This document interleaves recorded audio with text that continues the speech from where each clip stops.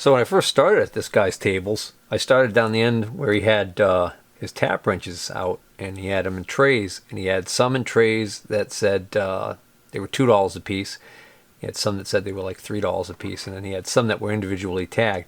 Usually when you see stuff individually tagged like this, where he goes through the trouble of putting a tag on and writing a price on every single one, it usually means that the research has been done, and I often find that it's very hard to buy them right.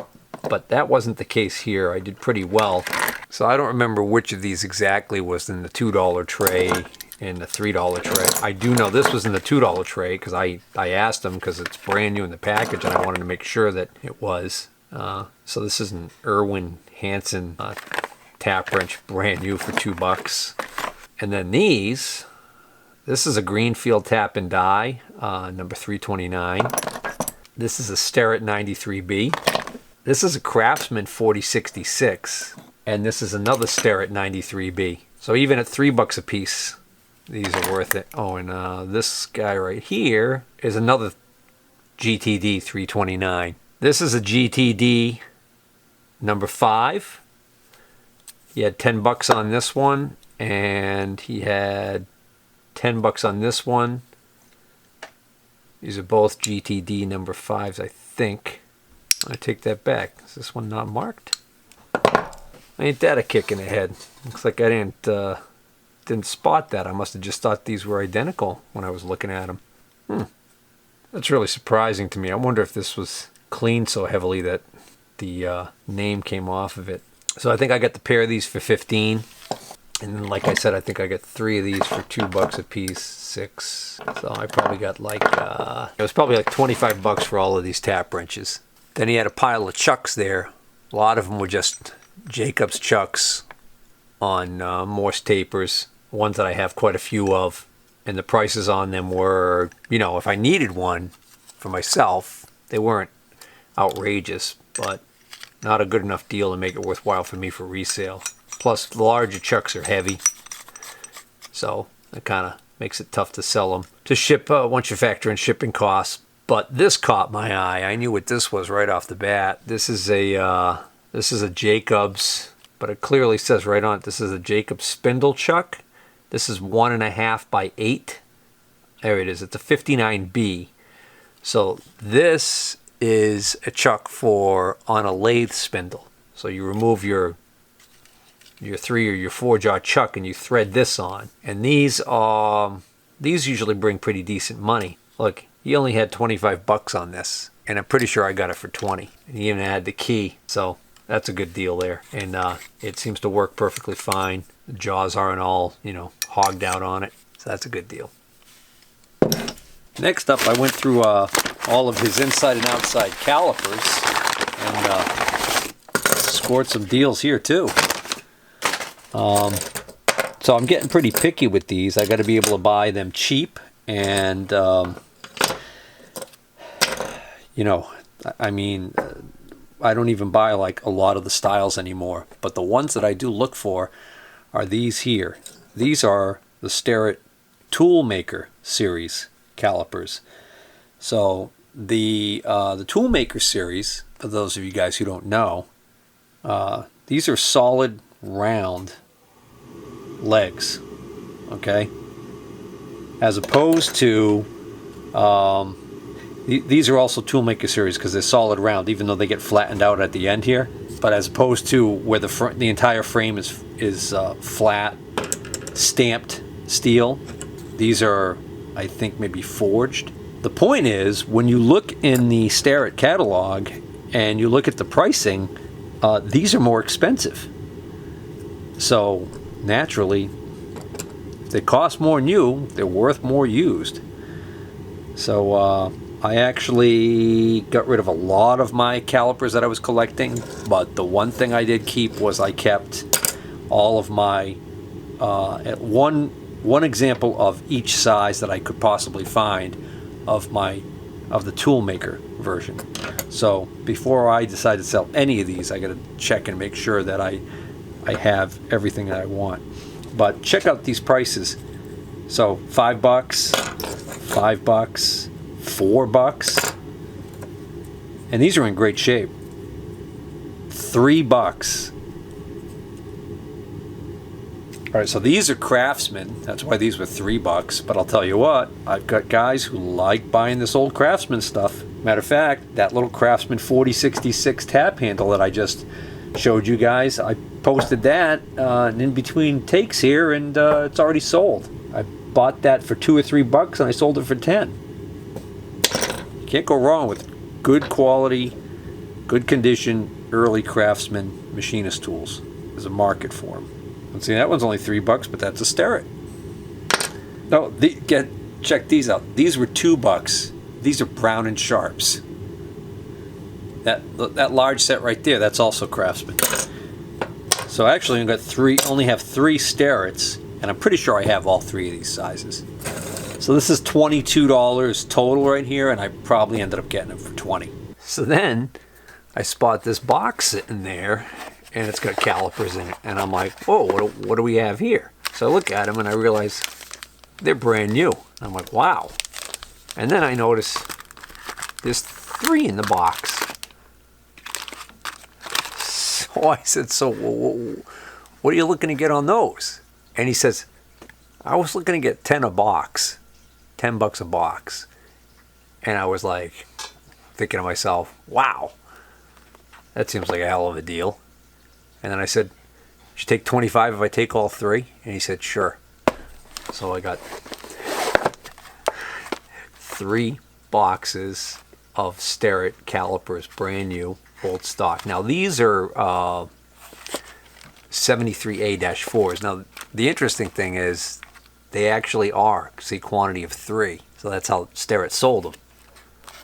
So one lucky person is going to get the box, and 2 I'll just sell without box like that. So that's a 73 series. This is a 79 series.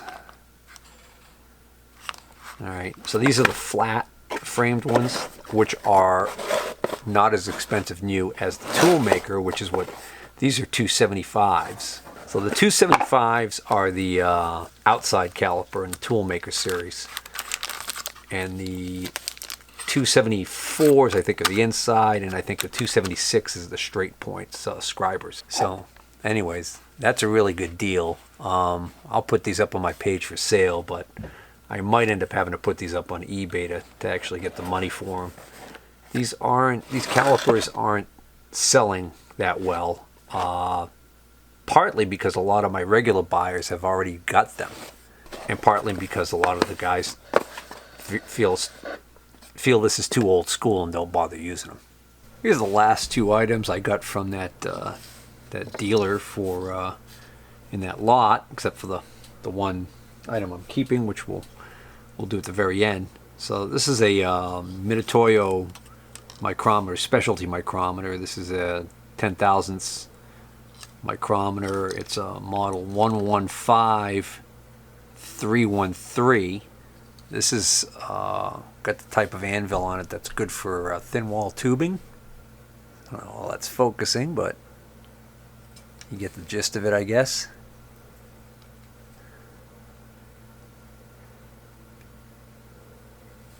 It's in great condition. Unfortunately, there's no case for it. He had 40 on this, and I got this for 25. And I think I'm probably going to be able to make about $15 on it. And then he had this little Craftsman, and normally, I mean, he had $15 on it.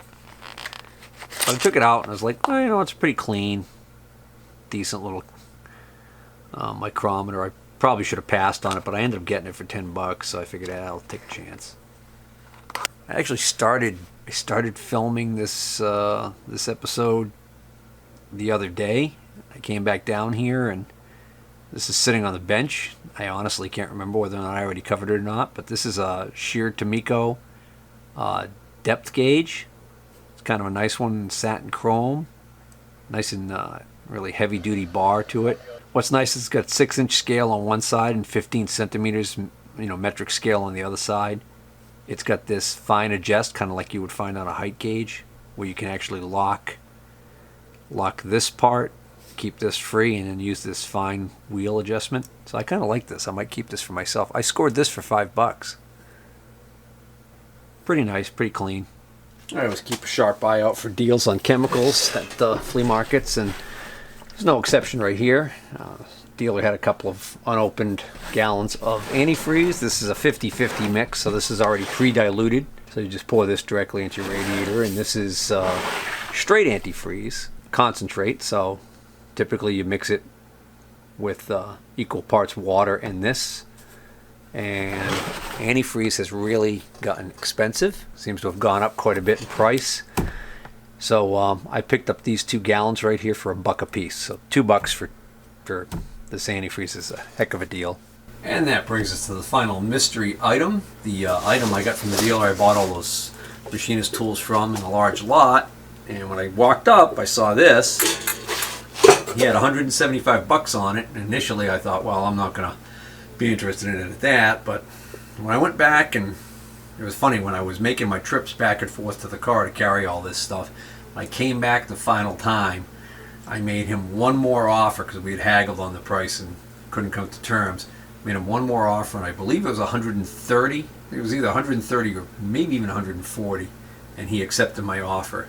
And what I got is a Bridgeport right angle attachment. So, for those of you who don't know what this is an attachment that goes on your milling machine, and what it's got down in here is it's got an R8 shaped spindle. So this will go right up into your R8 spindle on your Bridgeport J-head mill. So some even wrote Bridgeport right on it. And once you get it up into the mill, you clamp this part right here around the quill, and you end up with a way that you can actually turn your vertical mill into a horizontal mill if you wanted to. You could put an arbor in here.